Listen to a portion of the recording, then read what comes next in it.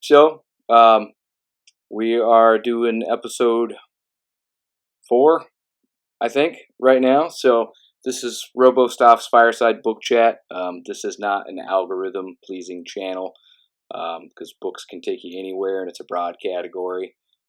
Any reader knows that one day you're reading horror, the next day it's sci-fi, and then you're reading something from ancient Greece. So that's part of the fun of it.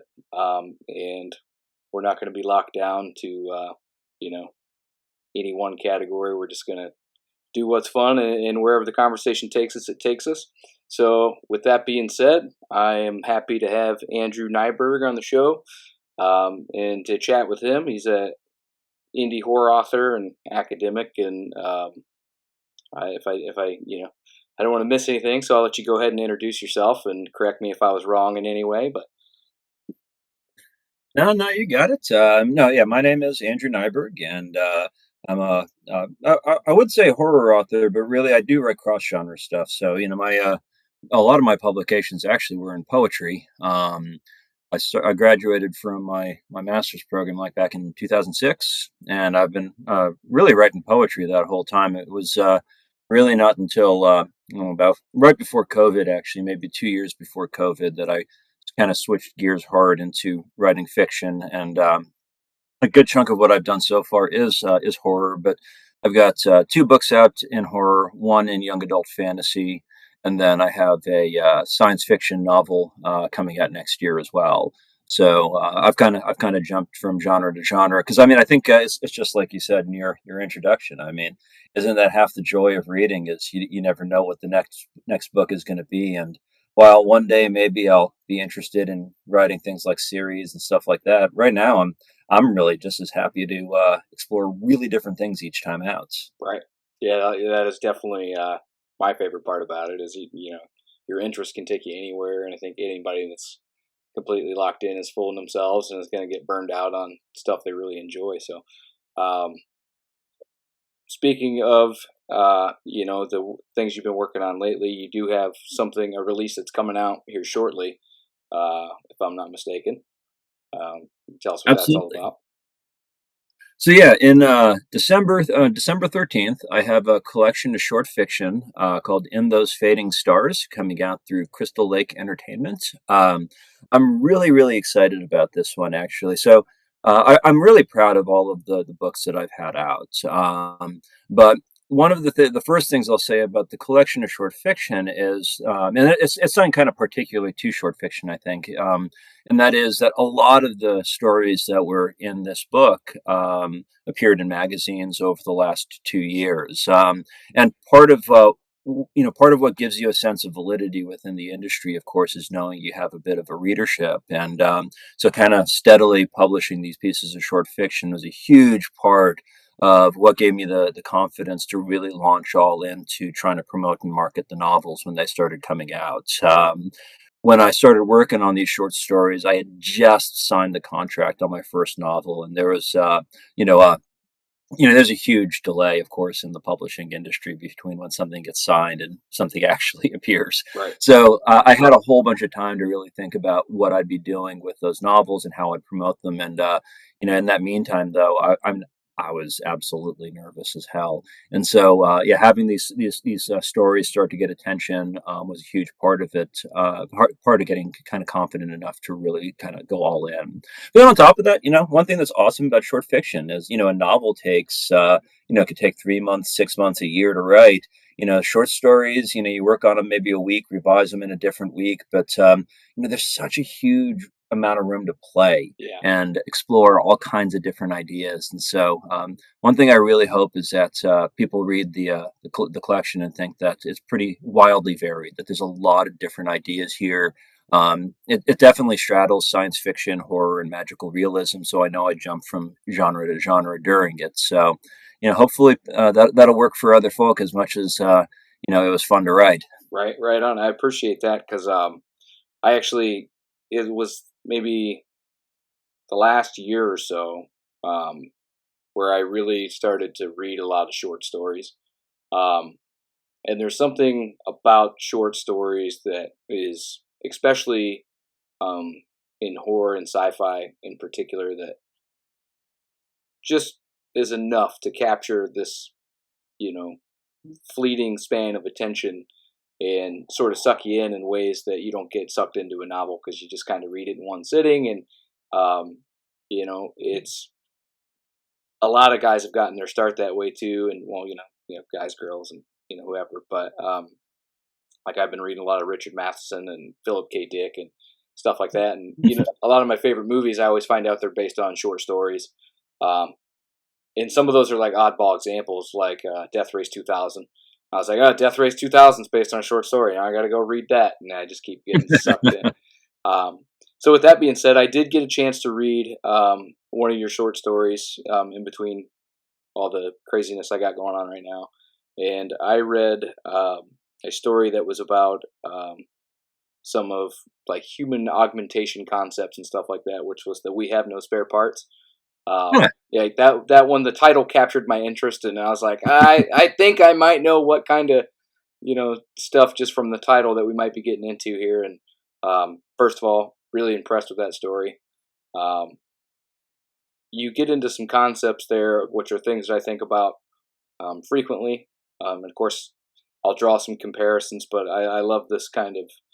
It was like kind of what I always imagined it would be like to be part of like the Borg hive mind in Star Trek kind of thing, but on a much deeper level, right? Like to what is their experience, and there's some of those concepts that you touch on. I was just actually kind of wondering if where your head was at when you came up with that one. So, one of the things that actually drew me into writing, and I've actually got two masters in English, an MA in English literature, and then an MFA in creative writing. And one of the things that actually drew me into it is I call it the Omni major, where basically, I mean, anything that's written in English is like subject to what you might want to study as part of it. And Right. so, I really, really love reading in a wide variety of pretty disparate directions. And so, one of the things I read a lot of is, I like reading medical science. So, I actually read a good number of academic journals pretty regularly in medicine. I won't say, when you get into some of the nitty gritty details of it, I don't always understand all of the highly technical stuff. Right.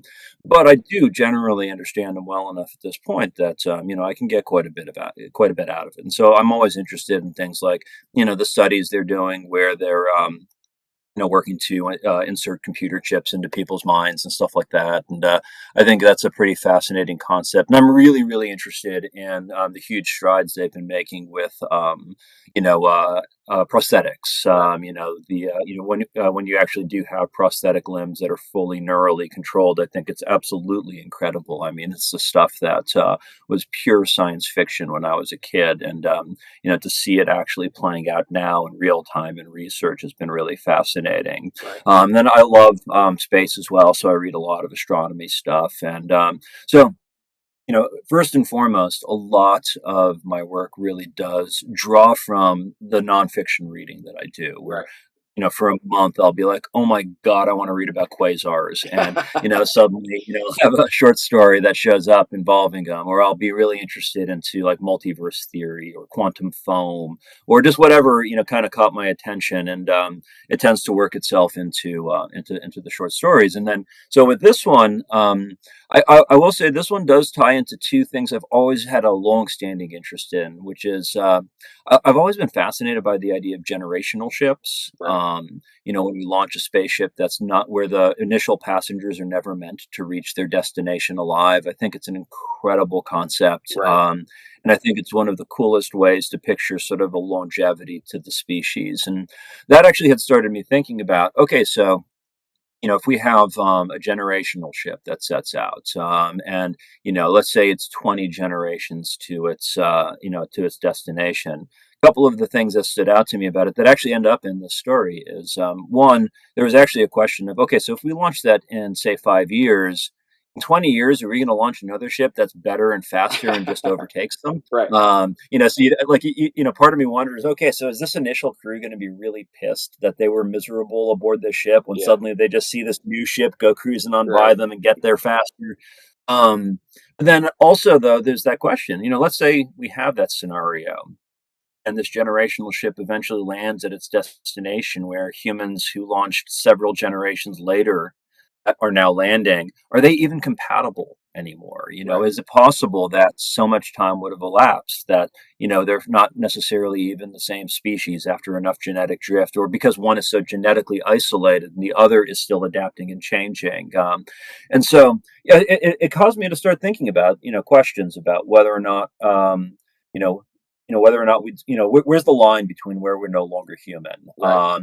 How far can we drift away from ourselves before we become that sort of ship of Theseus question? Which, of course, there's a lot of references to the Theseus myth in that story as well. That's why, they're heading for I think it was the Persephone Mm. asteroid, things like that. So there's a lot of, kind of small references to that idea that if you replace every part of a ship, is it ultimately going to be the same ship? Right. Um, I just kind of applied it to humans at that point, and then I wanted to see where that would play out. Right. It's you're hitting on something that and why that story appealed to me so much is because these are um, things that I think about as well. Probably not quite as deeply as you've gone into here, but the idea of generational ships. I keep shouting out my work buddy in all these, so shout out to my Terminator work buddy yet again here. But these are sci-fi things that we talk about as well, and I remember talking with him and. Uh, the generational ship thing, I've always kind of thought about it in a way that to what degree is it feasible because of the sheer amount of resources that you would need, um, and in a I don't Earth's resources are a finite thing, right? So if you keep sending it all out into space, when you're talking about the power supply and the raw materials that go into building the ships and everything like that, you would have to have somewhere in between to replenish your fleet in a sense. And Mhm. I'm sure that there's planets that you would have to in asteroids and things along the way that you would have to identify. But um,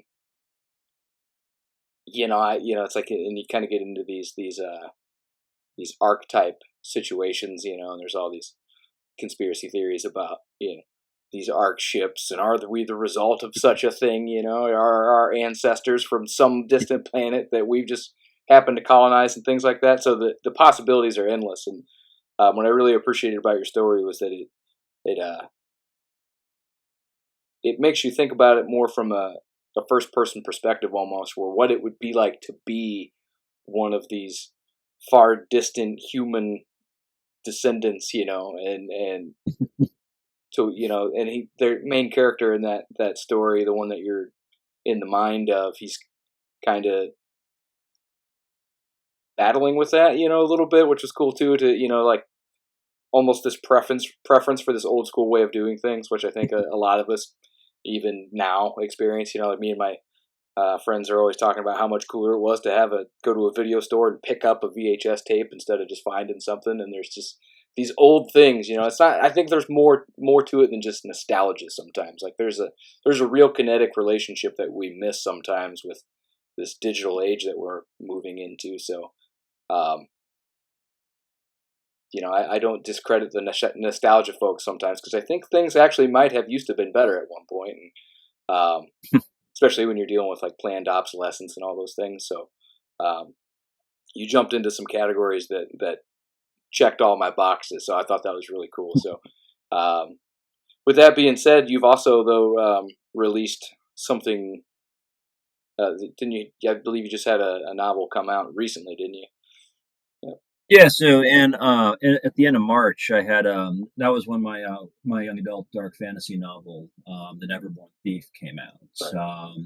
and that's it's generally actually what you really call either otherworld or dark portal fantasy, where the sort of the featured plot device is that a character finds a way to be able to transfer from our world into an alternate world or reality, and so with that one, the main premise is that it's about a young boy about 12 named Connor, and he wakes up in the middle of the night to find his shadows being stolen.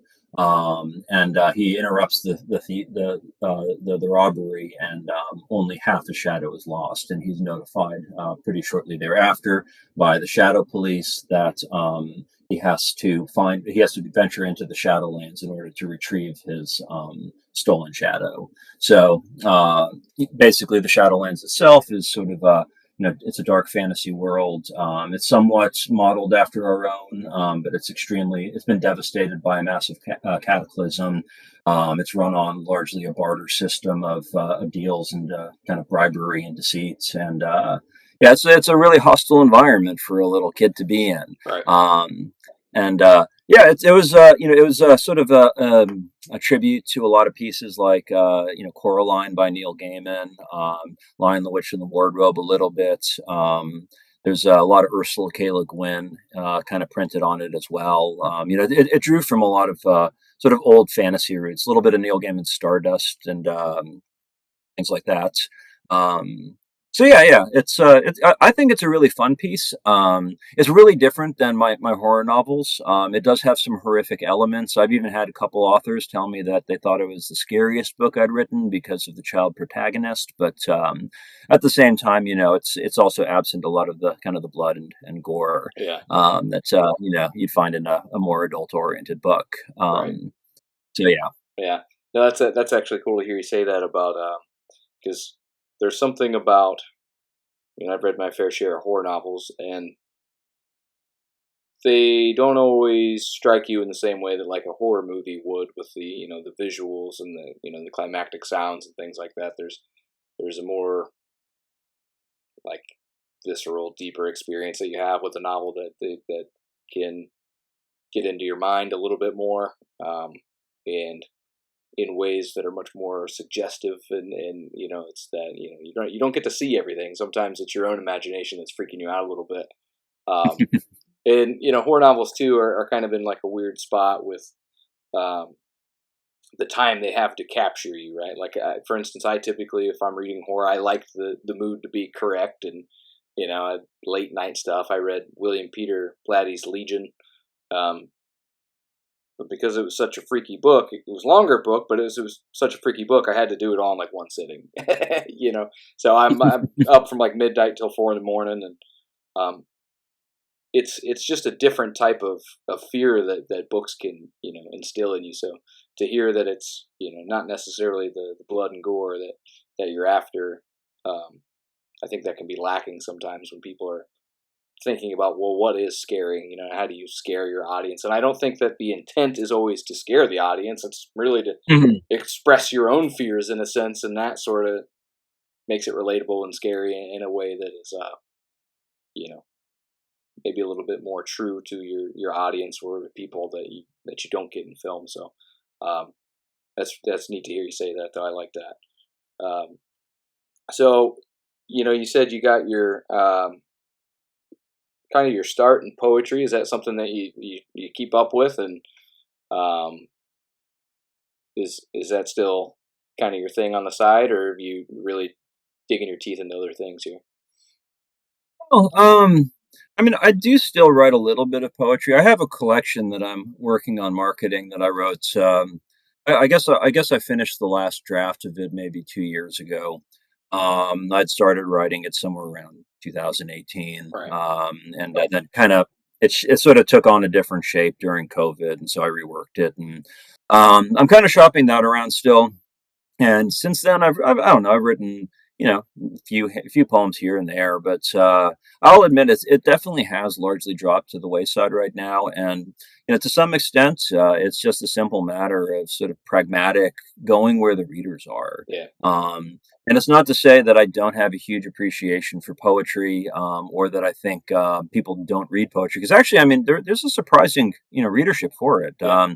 I've had over the years, I'd occasionally put together readings, sometimes virtual readings, and other times in person. And like, I mean, the most I had show up for one was I did this really great reading with an author named Jeff Harden, and that one pulled out 75 people to a virtual event, Right. which I mean, that's a solid audience. Right. And I mean, Harden's a fabulous poet, so I mean that helps, of course. But so yeah, I mean, there is an audience there. But what the way I would put it is that for one reason or another, I was really I got a lot of poems in magazines, but when I actually started trying to sell my actual collection of poems, the one that I've got published. I just really didn't find a terribly large readership for it. And then in contrast, and it's not like I at that point I was like, oh, I'm abandoning this. Right. Yeah. But my first novel, The Mobius Store, and my second novel, Galatok, both of them have been number one bestsellers on Amazon in U.S. horror, which is a major category. It's not one of the kind of the obscure ones that's kind of easy to top. You've got to sell quite a lot in a day to get to the top of Yeah. that. And I mean, I did get books to the top of both of them. Galatok is still has steady ongoing sales 6 months after release, and I mean, I still get steady reviews for the Mobius Store over a year out now. And, to me, to some extent, the messaging for that is, okay, so if I want to continue on in poetry, I've kind of got three options with it. One is I could try to figure out what my current poems are doing that the main market for poetry is not receiving, or what they aren't doing, I should say. Right. So, how do I need to change my poems to make them fit what people are wanting in that major market? Two, I could try to figure out a way to connect what I'm doing now to my current audience, which doesn't seem likely. Or I could try to, write within genre and see if I can write horror poetry and horror science fiction. And I mean, maybe I have some interest in that at some point, but it's also not been where my ideas have been coming. Right. So, yeah, it's one of them. I just have this huge, not huge, but an active and lively readership for, Right. and the other I'm still kind of struggling to place it. And so, yeah, I am investing a lot more heavily in fiction at this point. Right. Yeah. It's kind of an interesting thing that you jumped into there with kind of this. We actually started out sort of talking about this with what your readership is versus maybe where your interests are not always aligned, and I frequently wonder, because there's almost, especially within horror, there seems to be this kind of cult following, that people get into in these circles, um, and I think those are healthy and important. But there seems to be a lot of circles too where there's the author to reader ratio might be slightly skewed, and you get that a lot, and you know anywhere where you're trying to promote your stuff, where the people trying to promote their stuff take over the platform, and they're all kind of in this circle together, and um, but there seems to be a healthy balance within a lot of these horror communities, and I think that might be some of the appeal for horror authors and stuff to start there. Um, and I think a lot of them do because there is that supportive network, at least that I'm seeing, where there people are trying to help each other more so than maybe other less defined genres. Like I don't know if there's like a you know 80s style romantic Fabio on the book cover community. I'm sure there is, but I don't know that's what type of networking you can do within there. You actually mentioned too that you kind of publish some of your short stories in magazines and stuff, which is something that I personally have been looking to do myself. And I know that there's a lot of trepidation with people who are getting their start in that category to relinquish their work to anybody, Mhm. because some of those agencies and institutions and publishers and stuff may appear in some ways to be somewhat predatory in sense of the give and take aspect or what they'll do for you versus it's like you're giving a piece of you away. um, do you have any thoughts or feelings on that, or how have you navigated those minefields and stuff? So, I mean, it depends on. So, a good way to think of it is that ultimately, as a writer, it's really important to decide what your goals are as a writer. I'll definitely say one of my goals has always been to put my work into the hands of an audience. There's a certain extent to which you have no choice but to go where audiences are. Right. Now, that can take a lot of different forms. It could take the form of, I'm a member of Books of Horror, fabulous online Facebook group. It's got like 50,000 members, and it's insanely lively. It's a Right. it's a big thriving community. And over time, I've developed relationships with a lot of the people there, and that's one of my main marketing platforms. And so it's been a really great way to help get my work in front of a meaningful audience, one that wants to engage with it, actually wants to read it, isn't just like it's not like I'm trying to sell to my friends. Right. And it's not to say I haven't made friends in that community, but there's that big difference that where like when my first poetry book came out, admittedly it was kind of dumb, but I kind of assumed a huge chunk of my friends would just buy the book. Yeah. It's just like, oh, it's a given. This person will buy it, this person will buy it, and the truth is, a lot of them didn't. I'm not in any way upset about that Yeah. either. It's honestly, they're not going to read it if it's not something that they're really interested in. Why should they buy it? Why would I expect them to buy it? Yeah. I think that'd be it'd be really presumptive and really kind of rude to assume that all your friends are just going to buy this to kind of hand you some money. Right. you know, but no. At the same time, though, I mean, magazines do tend to have at least something of a readership. There are some, there's always going to be a big risk with reaching to ones that are just starting out. And it's not to say that we should all be suspicious of magazines starting out, but a magazine just starting out is less likely to, a pay.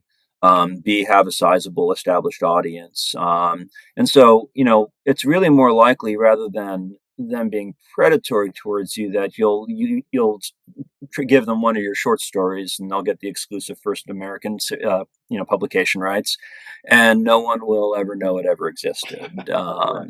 And I mean, at that point, you do get the positive experience of having made it through a selection process, an editorial process, which is valuable, actually. I mean, Right. that's an important confidence builder early on in somebody's career.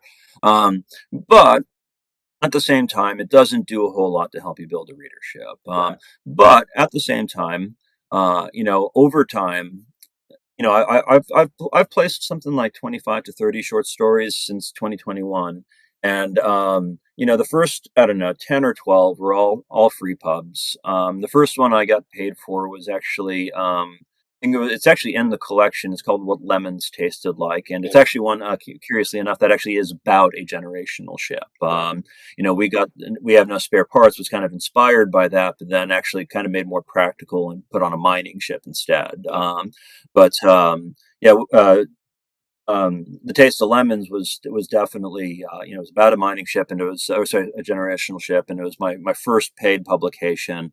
And that one was a huge win because it was a really cool place called Psychopomp Magazine that publishes really solid quality stories. They have a theme of things that kind of cross boundaries and blur the line of life and death, Right. which is definitely in line with my work. And no, after that, I mean, I just continued this process of kind of, like I call it, carpet bombing the industry with as many short stories as I could write. I was trying to keep as many out in the mail or out in email as possible. My submittable list used to be 100 items long. And over time, I mean, I got an unbelievable amount of rejections. But the thing about even ones that you suddenly realize might be predatory, um, they have to send you contracts. Right. If they do something with your work without a contract, I mean, that you can do things about that. So you have that opportunity Right. to review their terms and decide whether or not you want your work in there. And that's the biggest thing: is you get a publication, or an acceptance, I should say. The trick is, don't just leap forward and be like, "Oh my gosh, this is the greatest thing ever." I mean, be excited, but then also read their contract terms carefully. Make sure that you think you are getting a decent deal. Join a couple writing communities so that you can talk to people about what a good deal looks like, especially for entry writers. Get to know what the industry is doing, so you know when something solid is coming your way. Right. So when my first novel got signed, I had actually already had a couple of experiences with being sent more predatory contracts and offers that I didn't want to pursue. And then when I did get the offer from Wicked House Publishing, I read that one and I was like, okay, these terms look like the ones that people have been telling me I should be looking for. This Right. is a good contract. Yeah. Um, So yeah, kind of to circle back to that beginning, the biggest thing is to find avenues that are going to help you learn the industry, help you explore the different sort of aspects of the industry. At the same time, they'll keep your work out there. Otherwise, the industry is not going to wait for you. Right. Right. It's there's it's kind of like you said with that that author to readership ratio. I'll say a lot of authors are also big readers, and so I don't True. Yeah. quite draw True. a line between them to a large extent Yeah. because I mean that's part of what draws people to be interested in authorship. But the same time, though, getting to know other authors, getting to know, where the audience markets are is a huge step. And if you're not really pushing to get your work out to them, it's never going to reach them Right. because they'll just go and find one of these other talented authors to read the work by. Right. Yeah. There. I think you said a great deal of good stuff there. And honestly, I think anybody who's trying to get their feet wet would really appreciate, the steps that you just went through. So that was pretty awesome. Um, I know this has just been observations that I've made just from studying these things and these circles and how they work, and it reminds me of kind of when I was playing gigs with my band, and every band is those are the ones that are coming to your shows were the other bands, which is disheart. It's like disheartening in a sense, but at the same time, that's the community that you're building, and those are those are your target audience almost because they're into it just like you're into it. So that was a good spit on that. It kind of helped you just sort of reshape my perspective on the the ratio problem there. That's pretty cool. Um, like being a fan of the same stuff and being into those things, that's a big difference maker. Um, and like I said, it kind of you brought me back to my music playing days, and when you said something about the expectation that your family and friends will be your biggest supporters, and I've heard a lot of writers say that in various forums that um, you know not to get discouraged when it's not your friends and your family that are the ones that are your support network because they have their own interest in their own things, and to try to bog them down with what you're trying to do isn't necessarily fair to them, um, because they're in pursuit of their own interests and stuff, and it's not fair to expect them to like take time.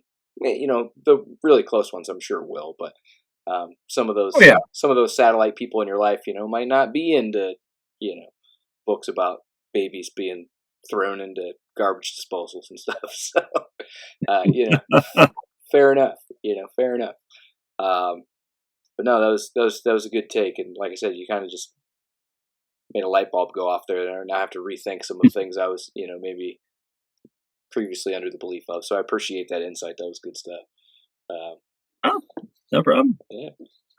So like I said, the short story collection that you sent me, appreciate the sort of advanced copy on that and get a chance to check that out before it goes live and is available to you know your entire audience there. I'm sure they'll like it, and I know I enjoyed reading your writing, so it's going to be cool to after having this conversation go back into some of those other stories and read those as well because I'll continue to be a fan.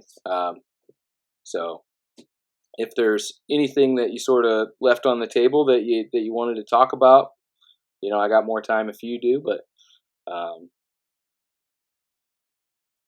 Um, I mean, I'll actually say if you did like that story, I do think you'll like the rest of the collection. yeah, right on. That one, I will take a 1 second to plug one other thing about it, which is that that one did appear in a really neat anthology called Gods and Globes 3. It's edited by a fellow named Lancelot Chaubert, who wrote. He's got this really wild novel called The Bellhammers. If you're interested in sort of like period-based magical realism, it's a pretty interesting book, actually. Very different sort of read. But yeah, he's got a series of anthologies of short space-based science fiction that needs to make linkages between space sci-fi, and then also deities and and gods and goddesses. And so when he mentioned the series to me, I was like, I think I do actually have something that's a good fit for that. But Right. it's a really cool collection. There's a lot of really good stuff in it, and it's definitely worth checking out. No, otherwise, I think that's about it. We've definitely covered some pretty cool ground, and Yeah, definitely. yeah, yeah. Yeah, What kind of music actually? I was Let me in ask a you one yeah. question. Go ahead, go ahead. What kind of music did he play? And what was your part in the band? Right on. I was in a death metal band with my brother and some friends called Gas Chamber Crucifixion. There's some traces of Very it cool. left on our YouTube, stuff that if you go back into like the 10 year stuff, you'll find it out there still floating around. But now we were gigging out before I joined the military and stuff, and it was a lot of fun. And I Who are knew your main inspirations? musically at the time that band was very heavily inspired by like Cannibal Corpse, Deicide, Morbid Angel, stuff like that. But my biggest inspiration guitar wise has always been Megadeth and the way they structure songs. So we kind of took like a death metal sound very much so with some thrash elements and some poppy song structures. They didn't sound like pop songs, but the song structures were very formulaic of pop songs. So we had a few catchy tunes and stuff like that. And I still play music and record and stuff, but it's mostly just a personal hobby now. I haven't given it up Mhm. by any means. It's but sort of the hunger that I had for doing it or making it in that scene um, changed when I started thinking about starting a family and stuff like that. And I know guys that do both and stuff, and I know some guys who have sort of made it, and we've jammed with some people that have since gone on to be pretty successful. And that's cool to see them out there grinding and stuff, and doing their thing. But it is for me. There's and this is what I think about with my own writing because I don't share a lot of my writing. Um, I am somebody who appreciates some of the solitude of my art forms. So for me, it's not necessarily about sharing with people, even though I think at some point that may change. Um, but I kind of like that. That's my personal escape, and it's not so much about sharing with people as much as it is about self expression. Um, so I have fears over putting myself in a box by having an audience who will limit my path of interest. Because there's a lot of sameness in categories and stuff. And like I said, even with death metal bands and horror writers and movie makers and stuff, The Exorcist is a perfect example where The Exorcist was this sort of nucleus of a genre, and everything that came after it sort of copied that formula. Some of them have taken it in other directions, but in order for it to meet this categorical definition, it has to check off these certain boxes. Mhm. So if you don't have all these things, but unfortunately those boxes become tropes over time, Mhm. and you're so I can walk into a exorcism movie that comes out in 2024 and probably know exactly what I'm going to get because I've watched enough and I've read enough of them. Um, so I think that you sort of lose a bit of artistry along the way, um, because your message and your product and your story is being reshaped by people that are trying to sell it. Not that I was ever in a position where I'm like, yeah, oh, they're trying to change me. It's just I found an appreciation for doing these things alone for that reason. Where I'm like, Yeah. the pursuit, that pursuit isn't necessarily what I'm after. It's these other elements. It's my joy of doing this alone that keeps me focused and centered there. So, um, yeah, I guess I never really thought about it until you just asked. So I went on a little tangent there, but that's where my head is with that kind of stuff. But I still jam. It is very fun, and I do every once in a while put a tune out on YouTube or whatever, but nothing too serious. So yeah, I appreciate that. That was a good question. Um, cool. I know, and I definitely feel you on the fear of sort of falling into tropes for the sake of audience. Yeah. It's actually honestly it's one of the reasons I ended up really pushing towards the small press route. I will say in writing, if you go for one of the big publishers, they will absolutely do everything they can to homogenize your work. Right. There's still a lot of experimentation and risk taking Yeah. in the small press market, and I think you find honestly, I think I find a better caliber of stories out of the small presses now than I do out of most of the big publishers. Right. One funny note I'll mention really quickly. I don't know if you're there's still Got it. have the old drum kit right here. Right on. I haven't played in a very long time. Well, the drums I played a decent bit, like on and off. But I actually was a death metal vocalist for quite a long time, modeled largely after Sepultura and Fear Factory. Right on. Some Machine Head there as well. I'm kind of a product of the '90s, thrash and death metal scene, and so yeah, I thought that was kind of cool Right. that you brought that up. Right on. Vibing. Yeah, that's awesome.